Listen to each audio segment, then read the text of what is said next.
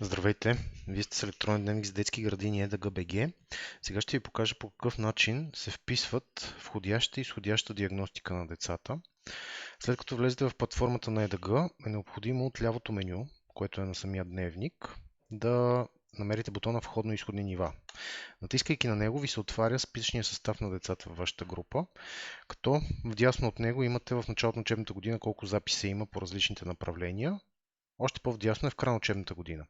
Избирайки най-дясно ученцето на някой от децата, ви се отваря възможност вече да вписвате съдържание, което е за всяко едно от децата. Към момента от вас се изисква да вписвате съдържание, което е само единствено по образователните направления. Избираме български език и литература и ни се отваря екран, в който имаме две текстови полета. Първото текстово поле горе, докато началото на учебната година, а долното е в края на учебната година. Сега, вдясно над всяко едно от текстовите полета имаме две възможности. Едното е да копираме съдържание от шаблон, а другото е да копираме съдържание от едно дете на друго дете. Показвам ви първата опция, копиране на съдържание от шаблон.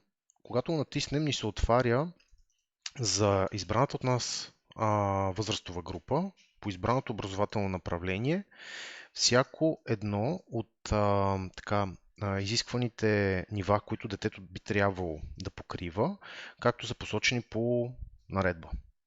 Когато попълним и натиснем върху кутийката и тя стане стикче, това означава, че детето покрива тези нива и разбира се, те ще бъдат вписани в текстовото поле, което е за начало на учебната година. Избираме ги, натискаме отдолу бутона Вмъкни избраните и забележете, те ни се попълват автоматично. След като натиснем бутона Добави, ето това е съобщението, което би трябвало да видим с цел да сме сигурни, че съдържанието е записано както в електронния дневник, така и качено в системата на НИСПО. Okay. Даваме назад и забележете, вече имаме съдържание, което ни е вписано за български език и литература. По същия начин имаме възможност да впишем съдържание и в по останалите образователни направления.